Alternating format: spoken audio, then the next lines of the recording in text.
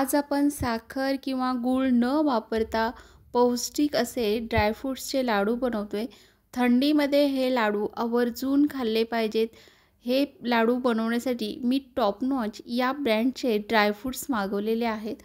खूप छान असे हे लाडू तयार झालेले आहेत.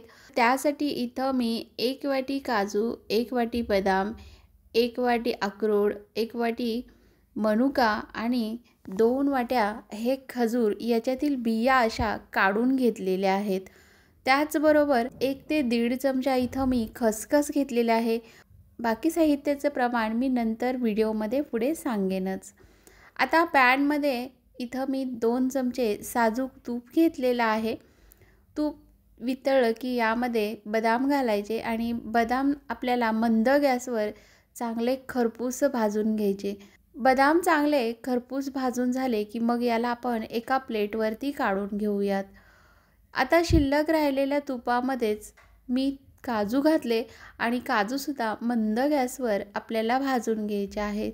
ड्रायफ्रूटचे आकार वेगवेगळे असल्यामुळे यांना भाजायला वेगवेगळा वेळ लागतो, म्हणून हे आपण वेगवेगळे असे भाजून घेतलेले आहेत. अक्रोडसुद्धा 1-2 मिनटं चांगले परतून झाले की मग याला एका प्लेटवरती काढून घेऊयात. आता याच पॅनमध्ये मी मनुका घातल्या आणि मनुकासुद्धा 2 मिनटं थोड्या फुलेपर्यंत अशा परतून घ्यायच्या. असे सर्व ड्रायफ्रूट्स परतून घेतल्यामुळे काही पाण्याचा अंश असेल तर तो निघून जाईल. आता याच पॅनमध्ये खसखस घातली आणि खसखस मंद गॅसवर चांगली खमंग अशी भाजून घ्यायची. गॅस बंद करायचा आणि इथं मी डेसिकेटेड कोकोनट घेतलेला आहे.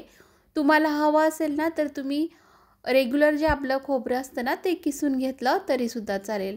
आणि अगदी मिनिटभरासाठी हे मी खोबरं चांगलं भाजून घेतलेलं आहे.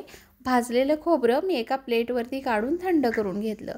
आता पुन्हा पॅनमध्ये 1 चमचाभर साजूक तूप घालायचं आणि याच्यावरती खजूर घालायचे आणि खजूर आपल्याला 2-3 मिनटं मंद गॅसवर चांगले सॉफ्ट होईपर्यंत परतून घ्यायचे. खजूर चांगले परतून घेतल्यामुळे मऊ होतात आणि मिक्सरला हे वाटण्यासाठी खूप सोपं जातं. त्यामुळे खजूर थोडेसे असे गरम करून घ्यायचे.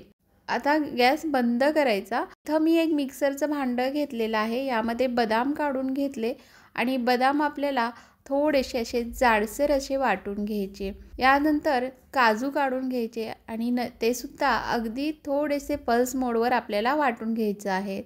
हे सर्व जे ड्रायफ्रूट्स आहेत ते अगदी हलकेसे आपल्याला दरदरीत वाटून घ्यायचे आहेत. खूप बारीक पेस्ट करायची नाही. खजूरसुद्धा थोडा वेळ असे मी मिक्सरमधून फिरवून घेतलेले आहेत. त्यामुळे बघा चांगले एकजीव झालेले आहेत. आता यावर आपण भाजून घेतलेल्या मनुका घालायच्या आणि हाताने हे चांगलं एकजीव करून घ्यायचं आहे.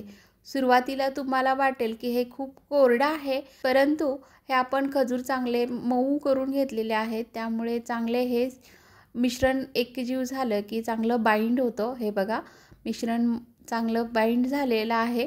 आता याच्यावर मी थोडेसे पिस्त्याचे काप घातले आणि पुन्हा हे चांगलं मिक्स करून घेतलं आणि आता आपण याचे लाडू बांधून घेऊयात. जर समजा मिश्रण तुमच्याकडून खूप कोरडं झालं तर मग याच्यावर 1-2 चमचे तूप वितळवून घातलं ना तरीसुद्धा लाडू छान असे वळले जातात. पाहू शकताय अगदी मस्त आणि सहज हा लाडू वळला जातोय. खूप छान असे लाडू आपले तयार झालेले आहेत. तर कशी वाटली तुम्हाला ही साधी सोपी रेसिपी? आवडली असेल तर जरूर ट्राय करून बघा. पुन्हा भेटूयात नवीन रेसिपीसोबत. तोपर्यंत मस्त खा आणि स्वस्त रहा. धन्यवाद.